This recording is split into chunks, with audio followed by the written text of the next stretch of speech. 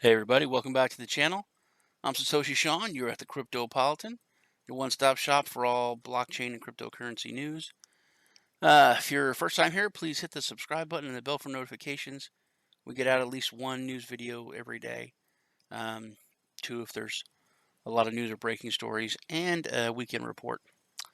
No matter what, please crush the like button. It really helps us out.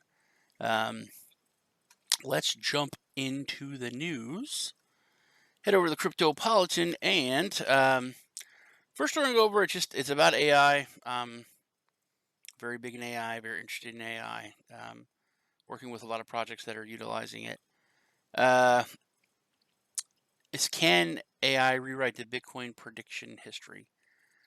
It, basically, it's just talking more about probability bots when it comes to trading, and then being able to get a better accuracy. It's a lot better actually now.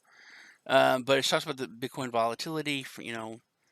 It's huge. We can just look in the past like 2 weeks, and the 20%, 30%, 40%. It's been really big, just up and down.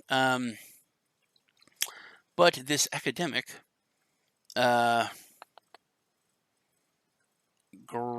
Professor Gregorek, obviously he's from Russia, or one of those Baltic states. But he's been working on this AI project, and it's predicting about 63% accuracy. It went from the last price run from 2011 to 2018, which 63% is very good for a bot. Definitely going to be profitable. He's not really interested in making money off it, though. He just wants to kind of push AI and to its limits, which is pretty cool. So I think AI is going to be really big. A little scary, but really big. Speaking of scary, let's take a look at old Craig Wright, our buddy. Now, if you've been following the story, I've been doing a lot of reports on it. He's going to court right now against Kleinman, um, and the judge basically said he had to submit proof by a certain day. Now, he submitted this proof. It was these documents. They were sealed, but it's really, I don't know why people keep giving him a chance or believing him, because he's submitted several cases of proof, and literally every single thing he submitted is fake or has been disproved.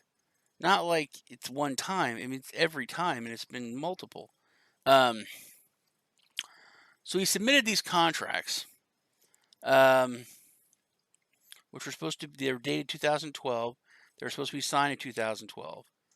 But when they checked it, the font that was used had a copyright of 2015. So how could you have a contract written in a font that wasn't around until 2015, but it was signed in 2012? Um, so it's kind of a big deal, because he actually did submit this to the court, so he could now be held in contempt, which is not that big a deal. It's like $1,000 fine for Craig Wright. That's piss money. It's nothing. But if he does it again, um, then it could be serious jail time. So he does it twice. I think he could get, like, even if he goes to jail for a week, that's a huge deal for him. You know what I mean? Big huge deal for me. I've never been in jail.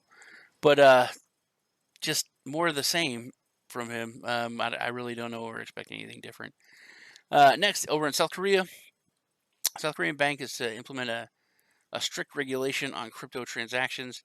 They're really trying to distance themselves from money laundering. This is one of the biggest banks, Shinhan Bank. They're implementing an AI system on its networks to clearly identify fraudulent or suspicious transactions within its platforms due to increased number of money laundering cases and fraudulent activities in the country.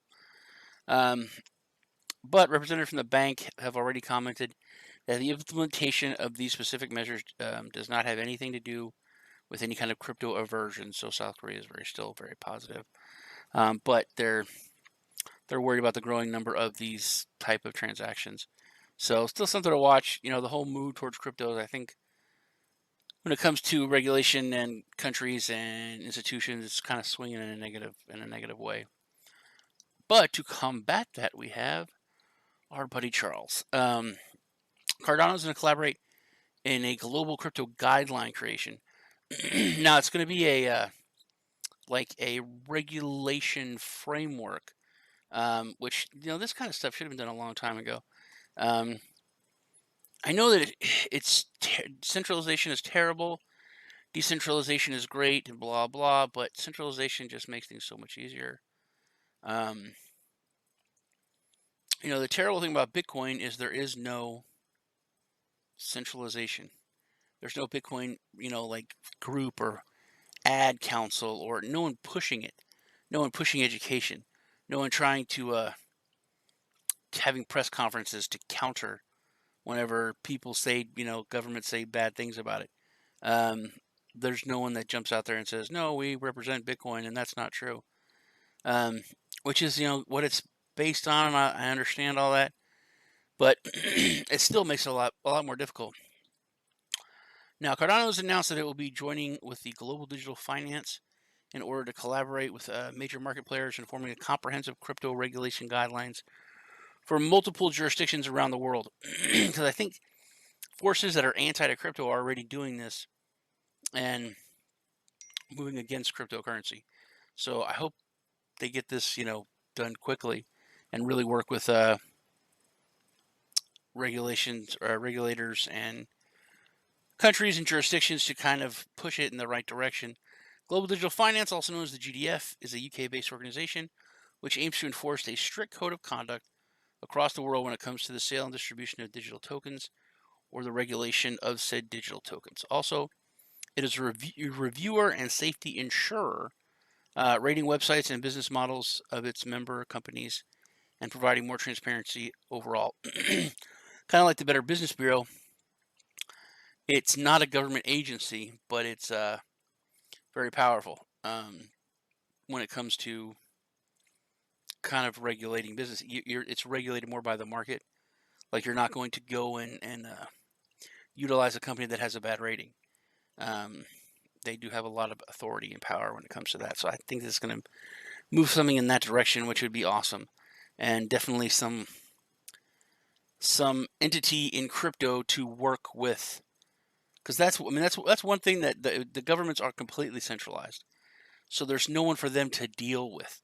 There's no one for them to go to and talk about, or talk to about this stuff. So I think that collaborations and groups and entities like this are very, very good for the sphere. And I wish there would have been stuff like this going on. Even like 5% of miners' fees for Bitcoin could go to some kind of council that has no real authority, but is just good for education and working with governments, like a liaison to the community. You know what I mean? I think that would have really helped a lot in the past couple of years. That's about it for today. It was nice hanging out with you guys. I'm Satoshi Sean. I'll see you guys in the next video.